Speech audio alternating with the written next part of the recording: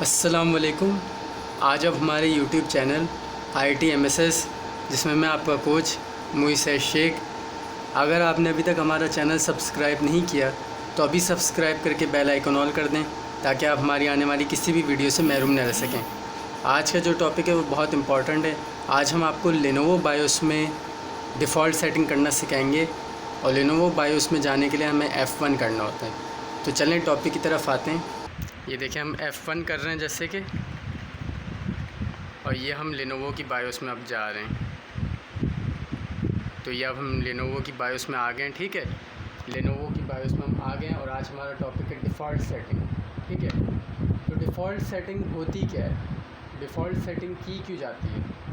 जैसे कि मैंने आपको डेल, HP और इंटेल में बताया, वैसे ही लेनोवो में कि कोई सा भी ब्रांड हो, डिफ़ॉल्ट सेटिंग का मकसद ये होता है कि आपकी जो सिस्टम जब क्रिएट हुआ है, मैन्युफैक्चर हुआ है, उस टाइम जो सिस्टम की बायोस क्रिएट हुई है, मैन्युफैक्चर हुई है, बनी है, तो जो भी उसकी बायोस उस टाइम बनी है, तो जो उसकी बायोस की फ़र्स्ट सेटिंग हुई है, आप जब डिफ़ॉल्ट सेटिंग करते हैं तो बायोस वापस उस सेटिंग पे चल जाती है जो फ़र्स्ट टाइम की सेटिंग होती है। मिसाल के तौर पर किसी को बायोस सेटिंग नहीं आती, ठीक है, और उसने बायोस सेटिंग आउट कर दी, या बायोस सेटिंग पहले से ही आउट है, तो जब वो डिफ़ॉल्ट सेटिंग करेगा तो बायोस वापस उस कंडीशन में चल जाएगी जिस कंडीशन में वो फ़र्स्ट टाइम थी, क्रिएटिंग के टाइम थी, जब सिस्टम मैन्युफैक्चर हुआ उसकी बायोस हुई उस टाइम थी, वो कंडीशन रहेगी। तो जिनको बायोस सेटिंग आती है वो भी डिफ़ॉल्ट सेटिंग करते हैं बहुत सारी प्रॉब्लम की वजह से, और जिनको बायोस सेटिंग नहीं आती उनके लिए तो बेस्ट चॉइस होती है कि वो डिफ़ॉल्ट सेटिंग करें। ठीक है, तो ये main devices, advance, power, security, startup, इनमें नहीं मिलेगा आपको, ये आपको हमेशा एग्ज़िट में मिलेगा।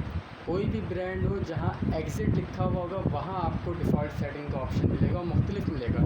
HP में ज़्यादा फैक्ट्री और कस्टम डिफ़ॉल्ट मिलता है, ठीक है, किसी में लोड सेटअप डिफ़ॉल्ट मिलता है, किसी में खाली लोड डिफ़ॉल्ट मिलता है, किसी में लोड ऑप्टिमल डिफ़ॉल्ट मिलता है, जैसे कि अभी आपके सामने लेनोवो पे ये मिल रहा है। लेकिन मकसद एक ही होता है, डिफ़ॉल्ट सेटिंग। ठीक है, शॉर्टकट की भी पता चल रही है आपको कि F9 से भी आप डिफ़ॉल्ट कर सकते हैं और F10 से आप सेफ सेटिंग कर सकते हैं। ठीक है, तो डिफ़ॉल्ट सेटिंग करने के बाद हमें 3 चीज़ें चेक करनी होती है अपने सिस्टम की। एक टाइम डेट, ठीक है, दूसरा बूट सीक्वेंस, जो हार्ड ड्राइव ऊपर होती है, CD-ROM USB नीचे होता है, ठीक है, और तीसरी चीज़ साटा कॉन्फ़िगर, साटा एमुलेशन, साटा मोड, साटा ऑपरेशन, जो IDSCI रेट के ऑप्शन होते हैं जिस पर आपकी विंडो होती है। ठीक है, तो अभी हम यही देखेंगे कि जैसे कि ये आपके हमारा आपके भी हार्ड ड्राइव ही फर्स्ट है, ठीक है, और इसी तरह आपके डिवाइसेस में हम जाएंगे तो ये आटा ड्राइव में आपके हमारी ASCI की सेटिंग है, ठीक है,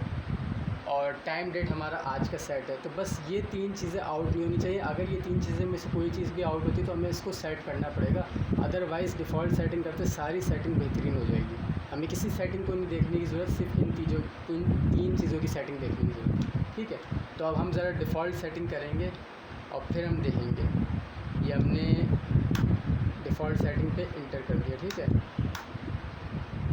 लोड ऑप्टिमल डिफ़ॉल्ट, ये हमने इस पर इंटर कर दिया, और अब हम सेफ सेटिंग पे भी इंटर कर रहे हैं। F10 मैंने किया है, और ये सेफ कॉन्फ़िगरेशन एंड एग्ज़िट, मतलब सेफ सेटिंग पे जा रहे हैं, ये इंटर किया।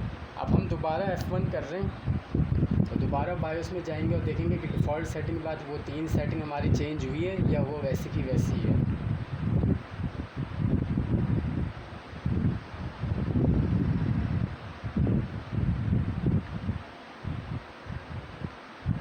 आ गया हम, ठीक है, तो टाइम डेट तो हमारा वही है। अच्छी बात यह है कि हमें चेंज करने की ज़रूरत नहीं है, ठीक है, और आपके ये भी हमारा कॉन्फ़िगर साटा भी ASCI पर, हमें ये भी चेंज करने की ज़रूरत नहीं, क्योंकि ASCI मोड पर ही हमारी विंडो हुई है और ASCI ही फर्स्ट सेटिंग थी इसका मतलब, ठीक है। और ये स्टार्टअप में हम आते हैं तो ये भी हमारी सेटिंग सही है, हार्ड ड्राइव पर, CD-ROM नीचे। तो हमें बस ये 3 चीज़ें देखनी होती हैं डिफ़ॉल्ट सेटिंग करने के बाद, बूट सीक्वेंस, साटा कॉन्फ़िगर, IDSCI रेट ऑप्शन की सेटिंग और टाइम डेट की। ये 3 चीज़ों में से अगर कोई भी चीज़ चेंज हो जाती है तो इनको हमें वापस सेट करना है, क्योंकि इससे हमारी विंडोज़ का और आपकी विंडोज़ की सेटिंग का ताल्लुक़ होता है। लेकिन अगर इन 3 चीज़ों के अलावा जो चेंजेस होती हैं तो उसके लिए तो हम बायोस को डिफ़ॉल्ट करते ही हैं। तो डिफ़ॉल्ट सेटिंग से सारी सेटिंग सही सेट हो जाती है, सिवाय इसके कि इन 3 चीज़ों की सेटिंग आउट ना हो, ताकि हमें मसला ना हो। तो डिफ़ॉल्ट सेटिंग बेहतरीन है उनके लिए जिनको बायोस सेटिंग नहीं आती, और उनके लिए भी जो बायोस सेटिंग करना जानते तो हैं, लेकिन बायोस की सेटिंग में बहुत सारे ऑप्शन ऐसे होते हैं जिसको आपके हम सेट उस तरह से नहीं कर पाते, जिससे डिफ़ॉल्ट सेटिंग से जो सेटिंग हो जाती है।